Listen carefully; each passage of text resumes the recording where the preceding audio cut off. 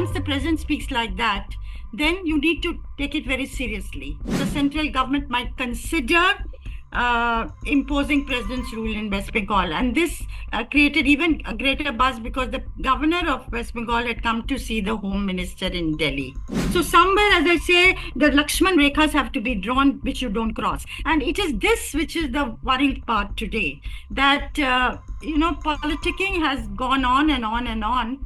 And it is to derive mileage out of the situation more than to cooperate beyond a point that justice does get done.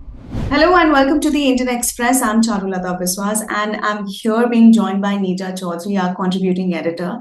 And this week she has talked about the Kolkata rape and murder case and how the President of India, Draupadi Murmu, by openly speaking about it, has set a precedent. And Neeta, in your column, you have talked about the implications of President's strong public statement on this rape and murder case in Kolkata. Can you elaborate a little bit about how her statement will signal a strong stance against such crimes against women? There have been street protests all over the country, particularly in Kolkata, where they are not dying down. And the President of India, Draupadi Murmu, has spoken up very strongly. And though she's spoken also about the judiciary after that, President Murmu hasn't been given to making public statements. So for her to use words like enough is enough were very strong words coming from the head of the state. And what I've said is that once the president speaks like that, then you need to take it very seriously. And in normal times, you would take it as an indictment of the governments, both the state and the central government.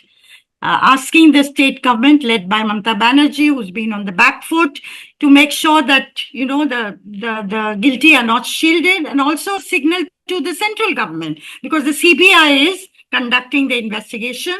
We live in very strange times, very polarized politics.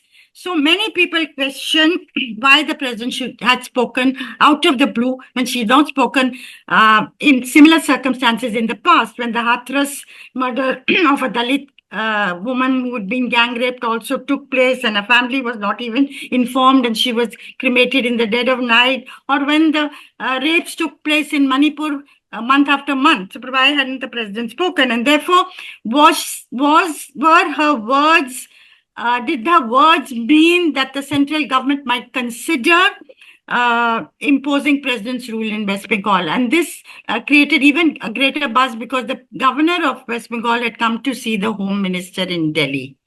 Now, it doesn't, things are not moving in that direction as of now.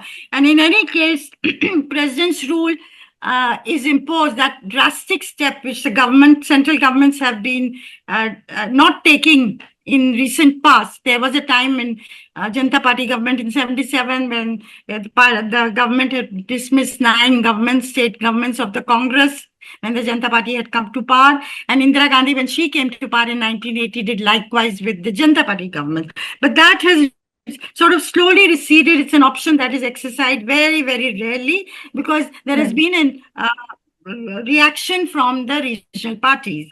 So it's only a constitutional breakdown that leads to president's rule, not problems on the law and order front. But given the way the president has spoken, what does it all add up to?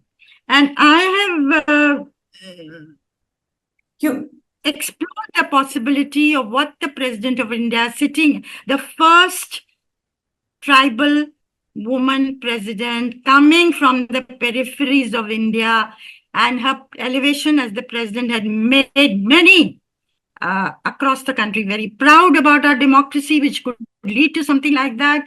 And I would imagine a tribal girl sitting in Bastar thinking, I too can make it. It leads to an aspirational revolution. So what can the president of India do in the present circumstances where rapes are taking place by the day? You have Uttarakhand, Maharashtra, every day you hear of a gruesome case taking place, and increasingly it's leading to public outrage. So, is there something that the president can do which respects the constitutional red lines that circumscribe her power, because she's not an executive president, and yet take initiatives which reassure women of India, which create a safe climate for women of India, which help them take initiatives which empower them, since she is the first citizen of the Republic of India? Right. Ma'am, in your column, you have actually talked about how her statement, coming out like this in public for the first time, speaking on the rape and murder of the trainee doctor, young trainee doctor, might be interpreted as critique of both the West Bengal government and the central authorities. And you mentioned that West Bengal Governor C.V. Ananda Bose met with the union minister.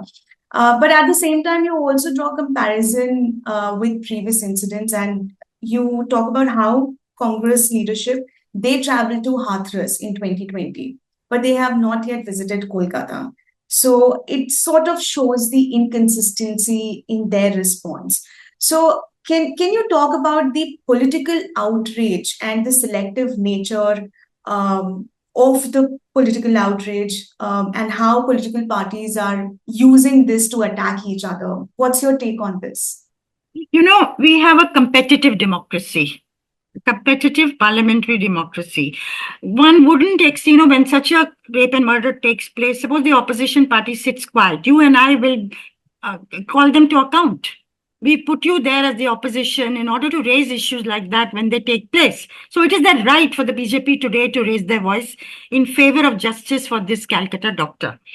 So also for the Congress, which spoke up very stridently, very frontally, say on the Manipur issue or on the Hathras issue, Rahul Gandhi and Priyanka Gandhi Vadra went to Hathras, met with the family, and many people have raised the question that they have not gone to Kolkata. They have given statements. Rahul Gandhi is in fact invited the unhappiness of the TMC government because he has admitted that there were administrative lapses which led to this situation. But so the critics have said they have not come out as vigorously opposing this or flaying this or condemning this as they had done in Hathras and Manipur. But as I say, competitive politics is the name of the game of democracy. Okay. And the Congress party had not spoken up vigorously against the remission to 11 convicts of the Bilkis Banu in Bilkis Banu case, who were given remission, and they were feted by the BJP, and they were fed mithai by the BJP, and that led to an outrage created by the Congress party, and rightly so, because you and I would question them if they did not do that. Right. To also ensure that justice is done, that politicking does not take over the push for justice for the victim and her family. So somewhere, as I say, the Lakshman Rekhas have to be drawn, which you don't cross. And it is this which is the worrying part today, that, politicking has gone on and on and on. And it is to derive mileage out of the situation more than to cooperate beyond the point that justice does get done. Let me come to the last part of your report, where you talk about capital punishment. And if viewers would know, the West Bengal government will introduce an anti-rape bill in the state assembly on Tuesday, amid this whole outrage over the rape and murder of a trainee doctor. And Chief Minister Mamata Banerjee also said that the state government will ensure that capital punishment to the accused of in this trainee doctor rape and murder case will be ensured if it had the power. What's your take on what is being said about capital punishment? When a gruesome, horrible situation like this comes about, it's a very natural reaction that the maximum possible punishment must be given to the guilty. So that the maximum possible punishment you can think of is capital punishment. Phansi do in logon ko. Yeah. Now, does capital punishment actually act as a deterrent? I don't know. I don't know whether enough studies have been done. But in this case also, I am sitting in Delhi, there are signature campaigns by women, give the accused capital punishment. And Mamata Banerjee also, they're bringing a law in the West Bengal Assembly to strengthen the provisions of rape, and punishment to the rapists. Yeah. Now, while this is happening, the law must be strengthened. You remember in the Nirbhaya case in 2012, Justice J.S. Verma Commission was set up and the laws were strengthened, and we probably have the strongest, toughest laws, anti-rape laws of any democracy in the world. But what I feel needs to happen, and where we don't pay much attention, is toughening the implementation of the laws. Like, for instance, there is a helpline that was set up, 112. After the Nirbhaya case, any woman in trouble can pick it up. And I, as an experiment in the last 2 days, I rang up this line, and every time they picked it up. And when the last time I didn't speak up, they actually called back. So that line is obviously working, because some people have said, no, you always get out of service responses.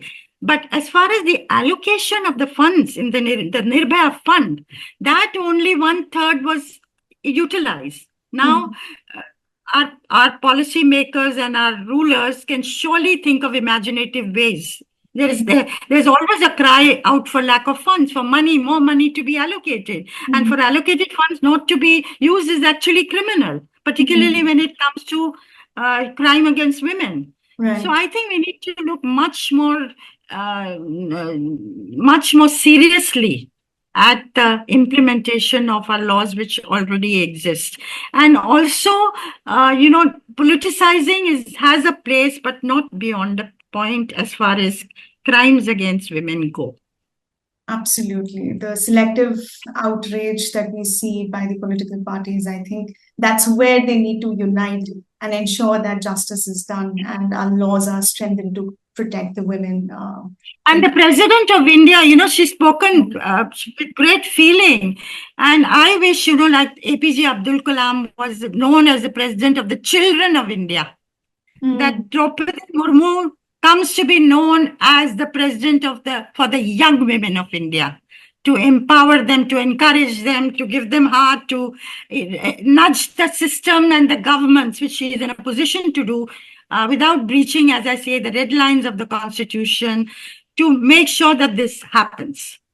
Absolutely. Thank you so much, Neeja ma'am, for joining us in this conversation. And thank you, viewers, for watching this video. If you liked it, then don't forget to like and subscribe to our channel, The Indian Express, and come back so that we can learn and hear more from Neeja Chaudhary, contributing editor at The Indian Express. Thank you so much for watching.